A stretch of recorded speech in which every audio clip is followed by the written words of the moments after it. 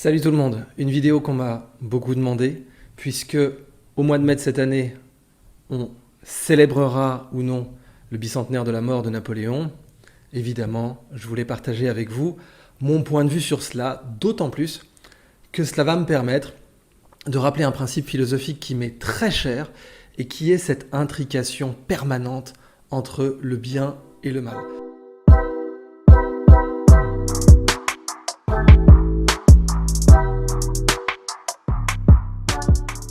Dans une de mes conférences, qui avait été tournée à l'île de la Réunion, et sur un sujet que j'avais aussi abordé dans un TEDx qui n'est pas encore disponible en ligne, mais qui, je l'espère, le sera bientôt, j'avais parlé de cette intrication du bien et du mal, et du fait que, selon moi, le bien et le mal dans l'histoire du monde s'enlacent et s'entrelacent un petit peu comme du papier marbré. Vous savez, dans le temps, les manuels scolaires, notamment, avaient une deuxième de couverture qui était colorée d'un motif que l'on ne pouvait pas systématiquement reproduire de la même façon. On laissait de l'huile sur de l'eau et puis on posait la feuille dessus et ça faisait un magnifique motif marbré plein de turbulences. Eh bien, ces turbulences-là, qu'on retrouve aussi dans le camouflage des voitures, des concept cars, qui sont donc recouvertes comme ça de cette turbulence de noir et de blanc pour éviter que les caméras les reconnaissent, je pense que c'est exactement comme cela que le mal et le bien s'enlacent dans les événements du monde. Il y a toujours, même dans les événements les plus horribles du monde, que bien sûr il faut éviter, que bien sûr les gens de bien doivent essayer d'éviter, mais quels que soient les événements du monde, en particulier s'ils sont naturels, les tremblements de terre, les tsunamis et les éruptions volcaniques, eh bien il y a toujours une intrication subtile entre le bien et le mal. Par exemple, la découverte d'or en Californie a quasiment ruiné l'État de Californie. Par contre, le tremblement de terre de San Francisco qui a détruit la ville a engagé la naissance de la Silicon Valley. C'est donc toujours très difficile de savoir où commence le bien et où commence le mal. C'est d'ailleurs le point de vue de mon idole Richard Francis Burton dans son poème La Cassida. Il décrit bien qu'il est très difficile de faire la part des choses entre le bien et le mal. Et il dit même, précisément, et seulement Khidr, alors Khidr c'est un personnage très très intéressant, c'est Saint Georges pour les chrétiens, c'est Elijah pour les juifs, c'est l'homme vert. Et le verdoyant, qui est disons, compagnon d'Alexandre, pas un compagnon au sens qu'il était avec lui depuis la Macédoine, mais quelqu'un qui a fréquenté Alexandre et qui est immortel et qui sait faire la différence entre le bien et le mal. Il est représenté dans la sourate de la caverne dans le Coran, où il donne une leçon à Moïse, qui est l'homme de la loi, qui est l'homme des 10 commandements, le prophète des 10 commandements, et il lui donne une leçon sur la capacité à distinguer le bien du mal en termes de conséquences. Et on le retrouve aussi, figurez-vous, chez les chrétiens dans les Gesta Romanorum, les gestes que l'on peut trouver, je crois, dans les archives vaticanes, si ma mémoire est bonne. Eh bien, on a un épisode très comparable où Saint Georges est représenté. Saint Georges est aussi le saint patron de l'Angleterre, la croix de Saint Georges depuis les croisades, et de Gênes. C'est pour ça que le drapeau de Gênes est le même que celui de l'Angleterre. Gênes, qui était donc possesseur de la Corse, qui sera vendue au XVIIIe siècle à la France précisément parce qu'elle avait déjà des velléités d'indépendance et qu'elle ne payait plus ses impôts. C'est ainsi que Napoléon est devenu français. Alors cette idée d'avoir une intrication permanente du bien et du mal, elle est évidemment à l'œuvre dans Napoléon. Et en particulier ce vert, ce prophète Saint Georges pour les chrétiens qui est l'homme vert, eh bien, c'est un des liens avec l'habit vert des académiciens. À l'origine de l'habit vert des académiciens, c'est Osiris qui est représenté en vert. Je mets les mains sur mon visage parce que Osiris est une des racines les plus probables du prénom Idriss, dont on sait qu'il est pré-islamique. Le prophète Idriss, dans le Coran, mais aussi dans la Torah, a été élevé aux cieux directement, sans mourir. Peut-être est-ce un lien avec les différentes représentations d'Osiris chez les Égyptiens. Pourquoi je vous parle de cela au passage ? Parce que une des raisons pour lesquelles Napoléon est à ce point mythifié, est à ce point exagérément porté au nu, sont aussi des raisons d'ordre ésotérique et précisément, pour être tout à fait exact, d'ordre maçonnique. Il y a, pour tout un tas de traditions spirituelles européennes, occidentales, une sorte de vénération de Napoléon qui empêche d'être objectif à son sujet et qui a donné bien sûr tout un tas de descriptions historiques de Napoléon, que ce soit par Max Gallo, ou que ce soit par Madelin, ou que ce soit par Masson, tous ces auteurs qui ont évidemment pratiqué ce que l'on appelle aujourd'hui en science le cherry picking, c'est-à-dire qu'ils n'ont sélectionné que les morceaux qui les arrangeaient dans la biographie de Napoléon. En face, on a eu bien sûr un contradicteur de poids, un historien tout à fait remarquable et un as de la vulgarisation qui était Henri Guillemin, qui lui aussi du coup a pratiqué le cherry picking inverse, c'est-à-dire qu'il est allé chercher quasi systématiquement tout ce qui pouvait être dérangeant sur Napoléon. Croyez bien qu'il a très bien fait son travail. Cela dit, c'était quasiment le seul à le faire. Des personnes qui auront été réellement critiques aux sources de Napoléon, il n'y en a pas eu beaucoup. Qui sait en France, par exemple, que Napoléon parlait le français avec un accent à couper au couteau, puisque sa langue maternelle était le dialecte génois qui allait devenir le corse tel qu'on le connaît aujourd'hui. Qui sait que Napoléon a, à plusieurs reprises, vomi la France, qu'il a, dans sa correspondance, très souvent décrit la France comme un pays barbare dont la population manquait de vertu, etc. Bon, on sait que quand on cite un passage dans la vie de quelqu'un, on peut toujours trouver ce que l'on veut. Napoléon a dit beaucoup de choses et son contraire, c'est ainsi que la politique se forme. Mais l'aspect initiatique de l'histoire de Napoléon, puisqu'il est allé en Égypte, puisqu'il a fondé une identité très importante de l'ésotérisme, disons, de tradition française, avec le Louvre, avec, encore une fois, ce qu'il a rapporté d'Égypte, rapporté, volé, hein, soyons assez honnêtes, je le dis d'autant plus qu'ayant, comme vous le savez, des origines aussi italienne, eh bien, Napoléon, par exemple, est allé prendre le lion de la place Saint-Marc, qui est retourné en très mauvais état à Venise par la suite. Et ça aussi, ça fait évidemment partie du fait que vous avez tout un tas de gens en Europe, c'est pas seulement un débat entre Africains et Européens sur la question de l'esclavage, qui reste une question évidemment centrale dans la mémoire de Napoléon, mais aussi un débat entre Européens. Les Vénitiens ne considèrent pas Napoléon comme quelqu'un d'extraordinaire, en tout cas, vu la trace qu'il a laissée sur le patrimoine. Et puis, il a effectivement amené les carnets de Léonard de Vinci en France. C'est un trésor de guerre, c'est-à-dire que cela a été volé. Mais les carnets de Léonard de Vinci se trouvent aujourd'hui à la Banque de France.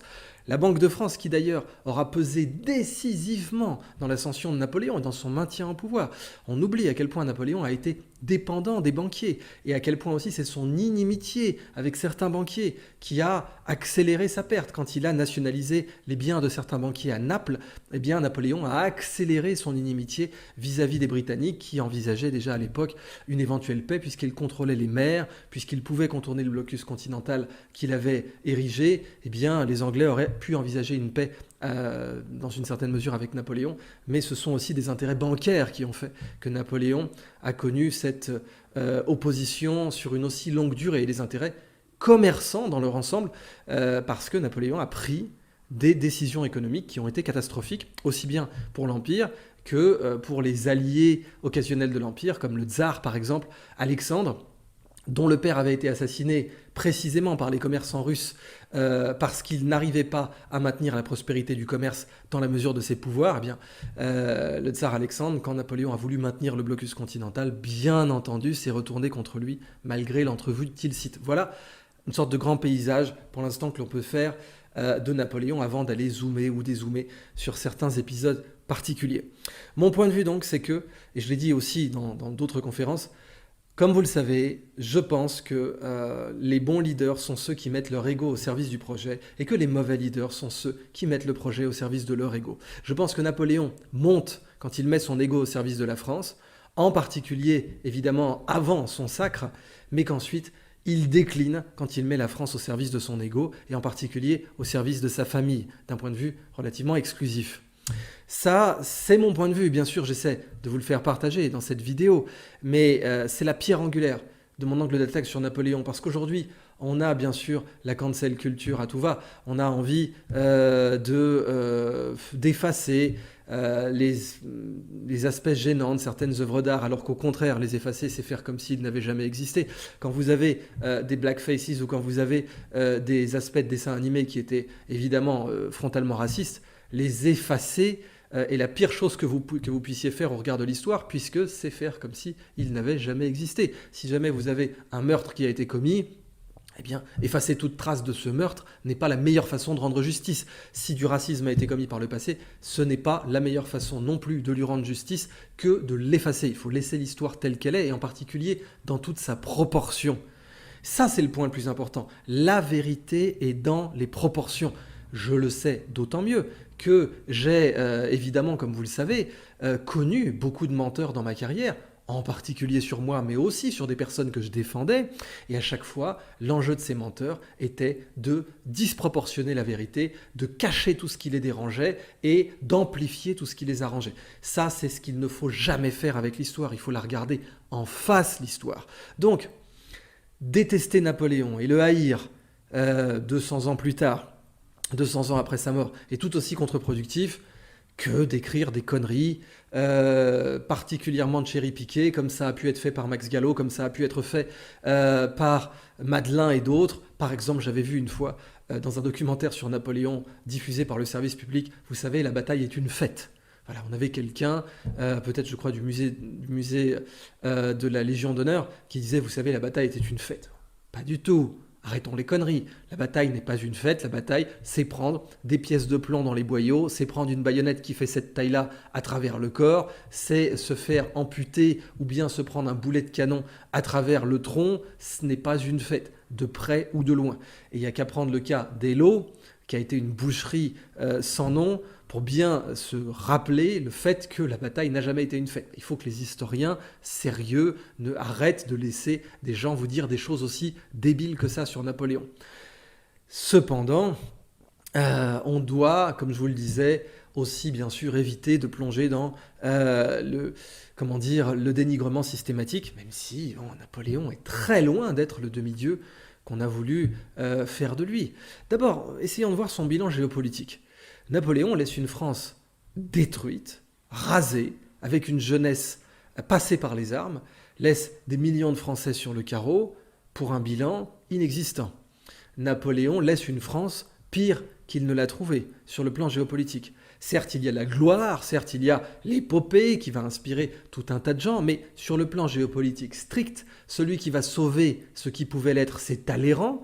Talleyrand, qui était une crapule, qui était un corrompu de premier ordre, qui aimait prendre des bakchiches dans tous les sens, et ça va d'ailleurs beaucoup le compromettre vis-à-vis des diplomates américains, notamment Thomas Jefferson, qui seront un tout petit peu surpris de voir la grande diplomatie française se compromettre à ce point, mais Talleyrand, tout corrompu qu'il était, eh bien, a servi l'intérêt de la France davantage que Napoléon. Oui, c'est horrible à dire pour tous les adorateurs, justement, sans objectivité de Napoléon, mais au Congrès de Vienne, Talleyrand rend à la France des frontières que Napoléon n'aurait pas pu lui rendre, en aucun cas. Bon. Et ça, c'est par son talent de négociateur hors pair, bien qu'il fût, encore une fois, un corrompu de premier ordre.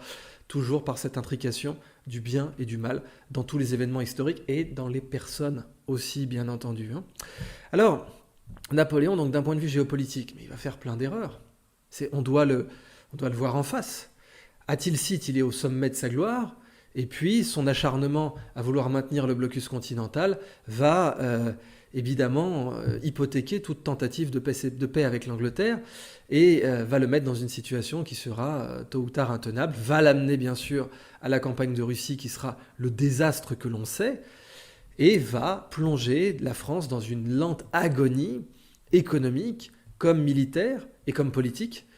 Et on ne peut vraiment pas dire que, si on doit se référer au philosophe Chilon de Sparte et à sa grande maxime, considère la fin, eh bien oui, de la même façon qu'on a essayé de réhabiliter Pétain. Vous savez que j'ai beaucoup de mal avec ça parce que, historiquement, Pétain n'est pas le vainqueur de Verdun. Et si vous voulez vous en convaincre, lisez Clémenceau, qui dira « Quand je pense que nous avons dû l'amener à la victoire à coups de pied au cul ». Pétain était un défaitiste à plusieurs reprises, et c'est Clémenceau, le pouvoir civil, qui l'a forcé à aller à la victoire. Donc bon, quand on essaie de réhabiliter Pétain, j'ai beaucoup de mal avec ça.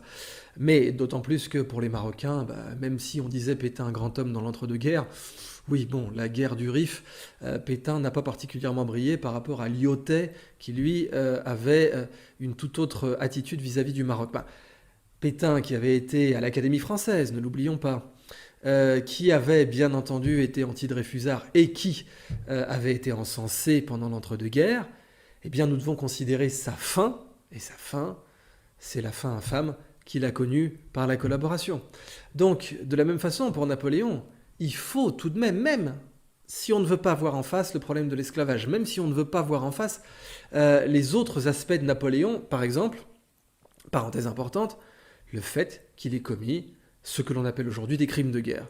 Les prisonniers de Jaffa, certes des Albanais, alors qu'ils s'en soucient historiquement, mais les prisonniers de Jaffa, je crois qu'ils étaient plus de 5000, eh bien Napoléon les fait prisonniers, ils se rendent, il pourrait le ralentir, il les passe par les armes. Ça veut dire qu'il a fait égorger 5000 personnes.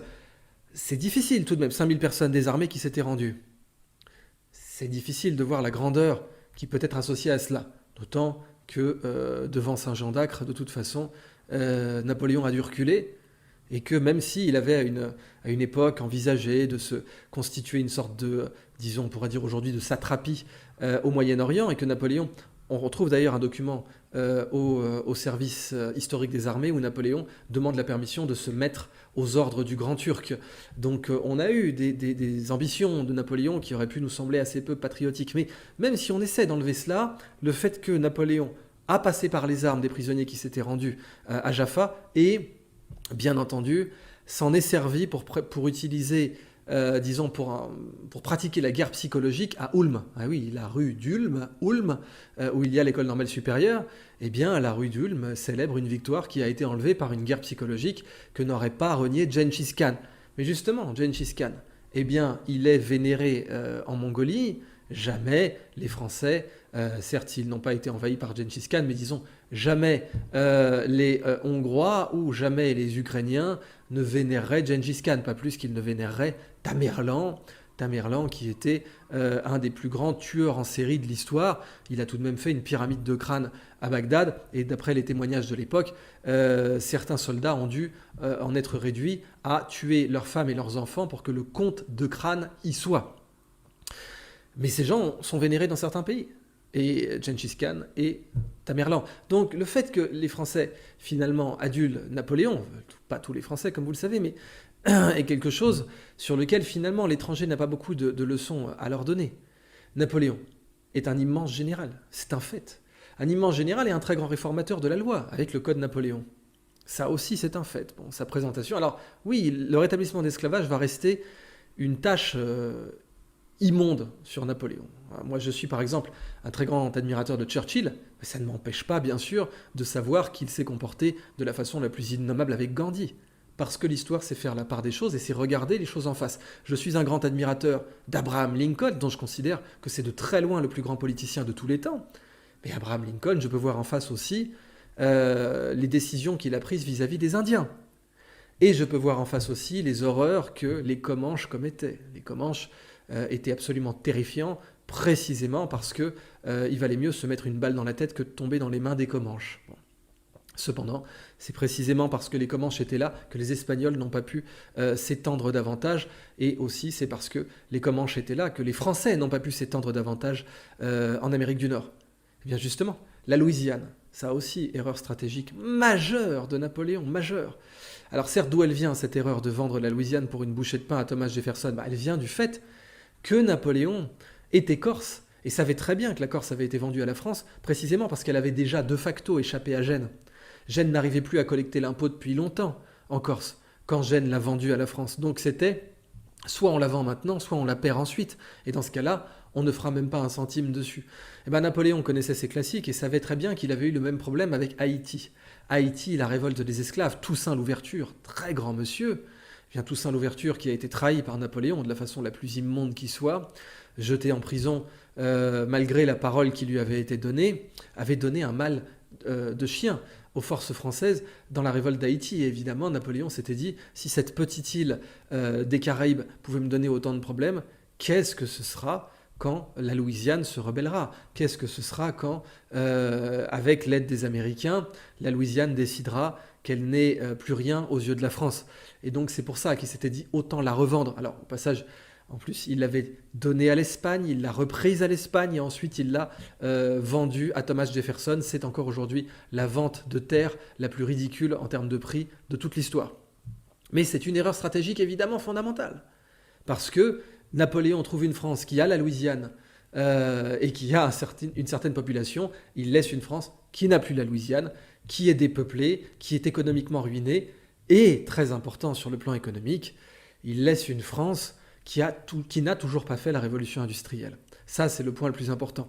Napoléon va retarder l'adoption du chemin de fer, va retarder l'adoption de la machine à vapeur, alors que les Anglais étaient déjà en train de s'y atteler. Eh bien, Napoléon, qui avait une attitude vis-à-vis de la machine à vapeur, on le sait quand un inventeur est venu le voir à Boulogne pour lui proposer des bateaux à vapeur pour l'invasion de l'Angleterre, Napoléon l'a envoyé chier.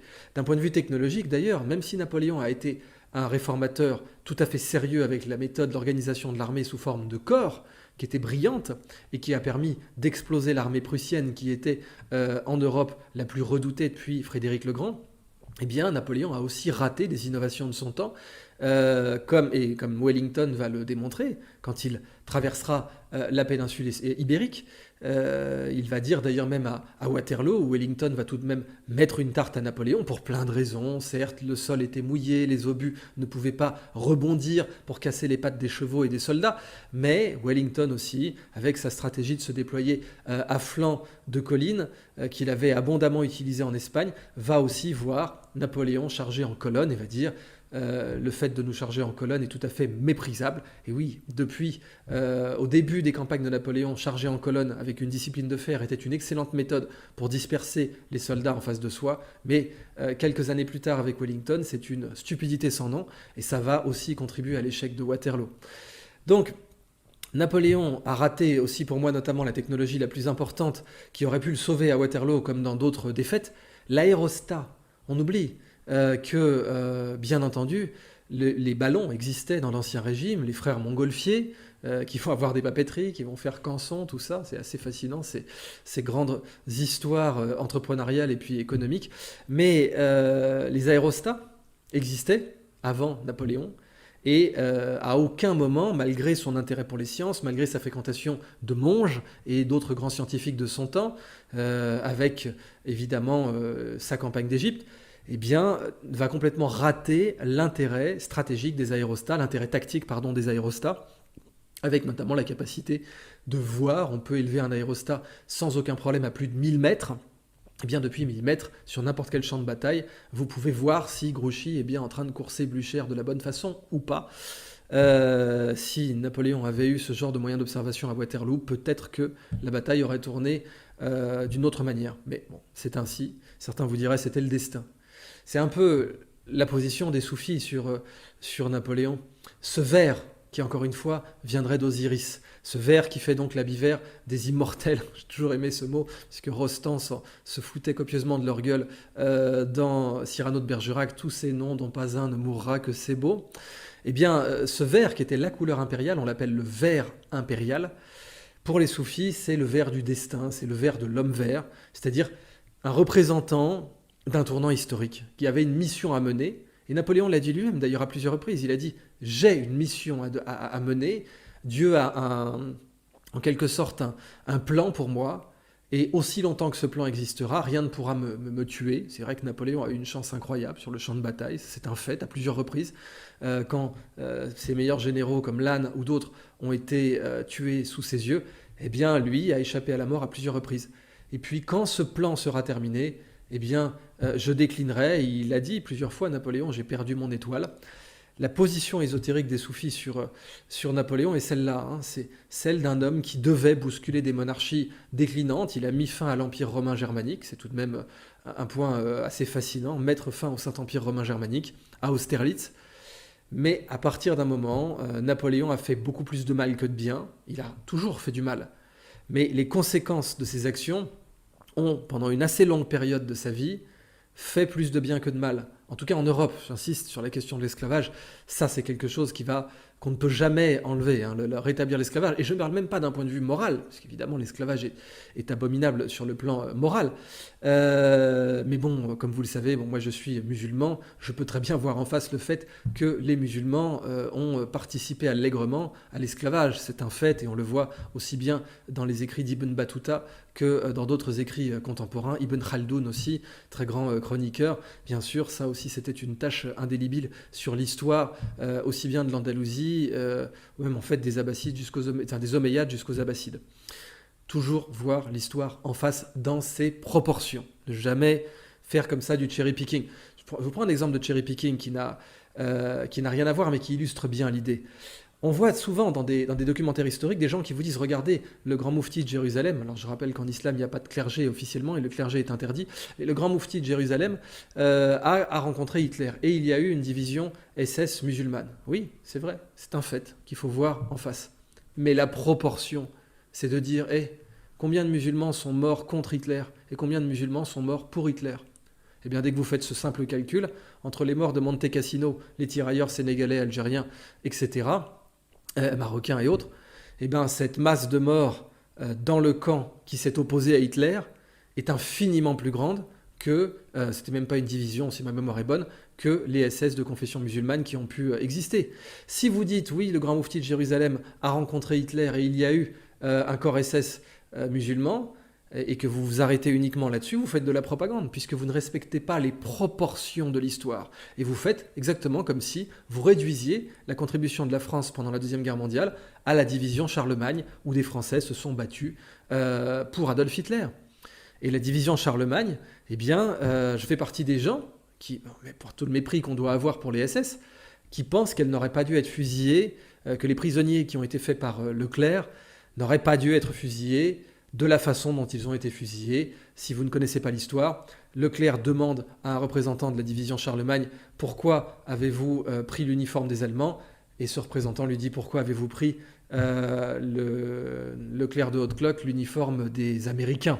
Et c'est pour ça, pour cette réplique, seulement cette réplique, puisque la division blindée de Leclerc était dans la 3e armée de Patton, eh bien, c'est pour cette réplique que Leclerc les fait fusiller.